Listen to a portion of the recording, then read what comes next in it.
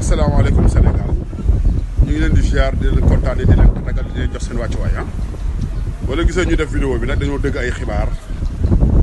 ci ay suñu ay nawle suñu ay xarit suñu ay am di jàmm dañuy wax ni boo dañ ko dégg dañ ko gis dañ ko dégg ci ay affaire de manifestation ay nervi yi affaire yooyu mais nag dëgg yàlla ak suma responsabilité ak suma personnalité dëgg yàlla dépassé naa fu may déggee nag ci yu mel noonu di rassurer sumay nit di rassurer sumay supporters samay xarit samay am di jàmm ñi nga xam ne tey bu ñu déggee ci man safaan dañu am leen naqari lool pour nag présentement maa ngi nii tribunal bu Pikine pour jàppale suma frère Bébé Saloum bi nga xam ne dañ ko interpellé depuis fan yi pour fexe mu génn fi mu nekk dëgg yàlla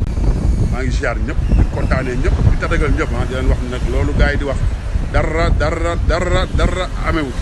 à l'instant maa ngi nii tribunal bu Pikine